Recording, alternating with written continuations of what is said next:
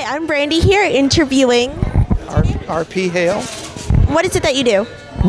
I'm an interdisciplinary artist, musician, craftsman, instrument maker. For the festival, though, I'm an 18th century printer. Can you show us how you work it? Yeah. So what I've got here is a wood block, and I make my blocks. I engrave them. So this block took about 7 hours to make and mill down to get it smooth and ready for engraving. Then about 23 hours to make the drawing on it. And then another 30 hours to engrave the image. And wood engraving is not a forgiving art. I mean, once you carve a line into a block, you can't erase it. Here with all the layout done. And the image is pretty complicated too, so. But the press is 1868, it's new. And it's a rotary press, but the design is 18th century, but in the 1700s, these were made of bronze, and bronze would fatigue out very quickly. But cast iron and forged steel, it's still capable of 1/1000th of an inch tolerances. And it's a hand press, and we mean exactly that, everything done by hand. So the first thing, got to get some ink on the block.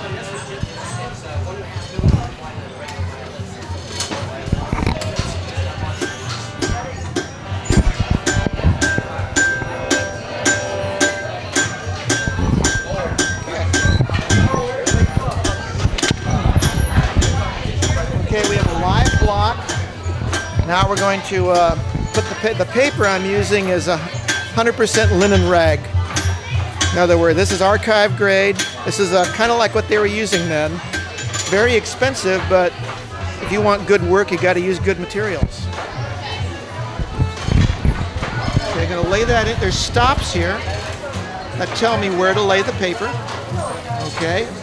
Then you have to put the packing on it. The packing gives me the pressure I need between the paper and the roller so that the image can transfer. Okay. Then it's ready to run through. You get exercise too. Then you put it down by hand. You pick it up by hand without smearing. There's your image. Oh, that's beautiful. Now, there's a couple marks on there, but while the ink is wet, you can deal with it because it does erase. If it were near the edge, I won't worry because matting will take care of that. And you notice that I'm not touching the surface of the print otherwise. I mean, the paper will pick up fingerprints and the like if you're not careful. So now, keep the image. What number is this? Okay. If the image is one I'm going to keep, I'll sign a number.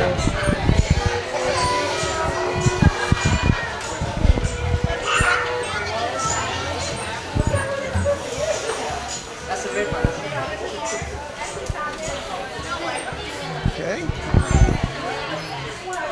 And this can hang up with the rest of them.